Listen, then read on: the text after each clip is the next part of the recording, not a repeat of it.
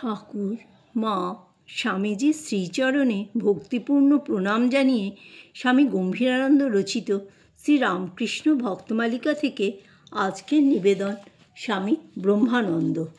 বিখ্যাত সুগায়ক অঘোরবাবু প্রায়ই স্বামী ব্রহ্মানন্দ মহারাজকে ভজন শোনাইতেন এবং মহারাজও ইহাতে বিশেষ আনন্দ পাইতেন। বস্তুত গুণী গায়ক ও গুণগ্রাহী শ্রোতার সমাবেশে ভগবত ভাবপূর্ণ সে সঙ্গীত লহরী উপস্থিত সকলকেই মুগ্ধ করিত। তখন মাস্টার মহাশয় কাশীতে ছিলেন, শ্রী শ্রী মাতা ঠাকুরানীও ছিলেন।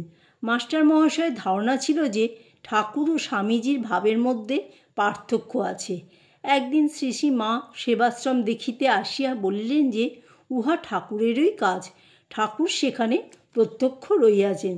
তিনি চলিয়া গেলে রহস্যপ্রিয় মহারাজের ইঙ্গিতে অল্পবয়স্ক সাধু ব্রহ্মচারীরা মাস্টার মহাশয়কে প্রশ্ন করিলেন, মাস্টার মহাশয়, মা বলেছেন সেবাশ্রম ঠাকুরের কাজ, সেখানে ঠাকুর প্রত্যক্ষ রয়েছেন, এখন আপনি কি বলেন? ঠাকুরের শরণাগত ভক্ত মাস্টার মহাশয় সহাস্যে বলিলেন, আর অস্বীকার করবার জো নাই। এইভাবে কাশীতে সেবাশ্রমে 6 মাস যাপনান্তে মহারাজ 1913 অব্দের এপ্রিল মাসে মঠে প্রত্যাবর্তন করলেন। কিন্তু ওই বৎসর দুর্গাপূজা উপলক্ষে পুনর্বার কাশীধামে উপস্থিত হইয়া সেখানেই দুর্গোৎসব সমাধা করিলেন। কাশীতে তিনি প্রত্যক্ষ কাশীখণ্ড শ্রবণ করিতেন এবং সকলকে সাধন ভজনে উৎসাহিত করিতেন। বৃক্ষাদির প্রতি তাহার আশৈশব প্রীতি ছিল। দেশ বিদেশ হইতে বৃক্ষাদি আনাইয়া তিনি সেবাশ্রমের ভূমি শ্রীবৃদ্ধি করিয়াছিলেন। উভয় আশ্রম যাহাতে পরিষ্কার থাকে তৎপ্রতিও তাহার লক্ষ্য ছিল। ওই বৎসর সেবাশ্রমের একটি বিল্ববৃক্ষে তিনি একজন সূক্ষ্মদেহীর দর্শন লাভান্তে সকলকে ওই বৃক্ষ সম্বন্ধে সতর্ক করিয়া দেন। তবে তিনি ইহাও বলিয়াছিলেন যে ওই বিদেহী অনিষ্টপরায়ণ নহেন।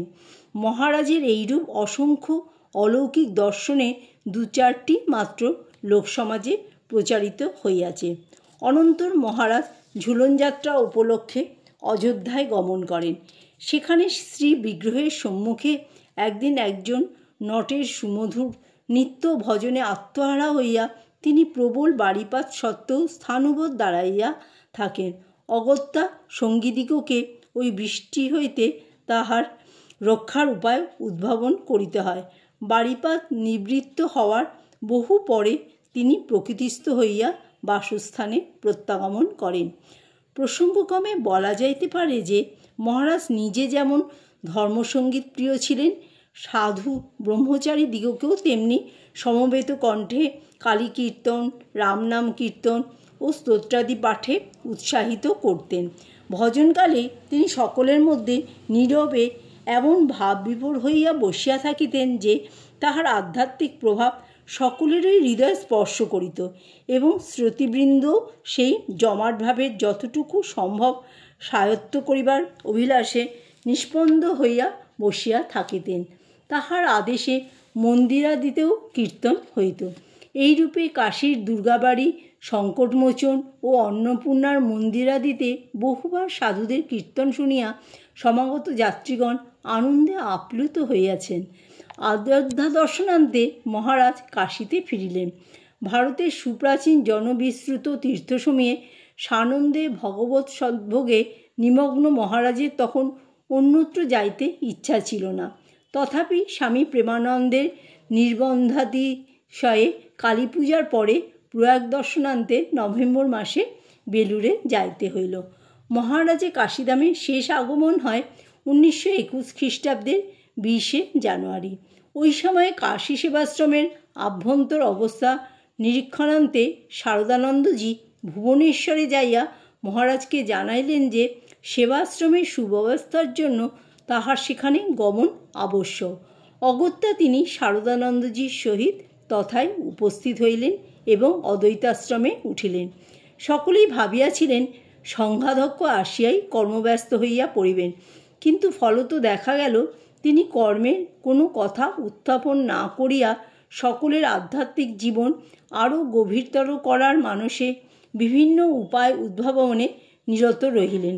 কোনো দিন উদ্দীপনাময় উপদেশ, কোনো দিন কীর্তন, কোনো দিন প্রশ্নোত্তরছলে সমস্যা সমাধান, এইভাবেই দিন কাটিতে লাগিল এবং এই ধারার পরাকাষ্ঠা হইল সন্ন্যাস ও ব্রহ্মচার্য অনুষ্ঠানে। সেই বৎসর স্বামীজি ও ঠাকুরের জন্মতিথি উপলক্ষে 40 জন সন্ন্যাস ও ব্রহ্মচর্য গ্রহণ করিলেন। এই অভূতপূর্ব আধ্যাত্মিক চিকিৎসার ফল অচিরেই পরিলক্ষিত হইল। মহারাজের প্রভাবে সেবাশ্রমের সমস্যা আপনা হইতেই মিটিয়া গেল।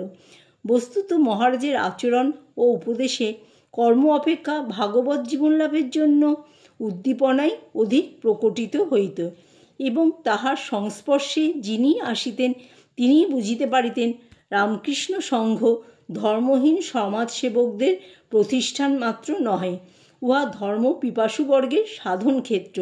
এইরূপে তাহারা মূল বস্তুর প্রতি দৃষ্টি নিবদ্ধ রাখিয়া জাগতিক অসম্পূর্ণতাকে অবহেলা করিতে শিখিতেন।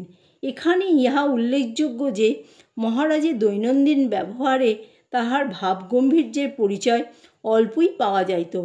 ভাব সংবরণে তিনি এতই সক্ষম ছিলেন, কিন্তু বিশেষ বিশেষ উপলক্ষে সেই ধৈর্যের ভাত ভাঙিয়া ভাবরাশি উথলিয়া পড়িত।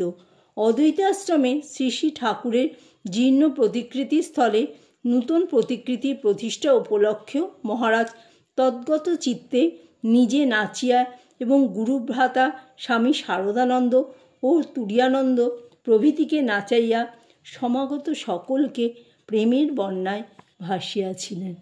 জয় ঠাকুর, জয় মা, জয় স্বামীজি।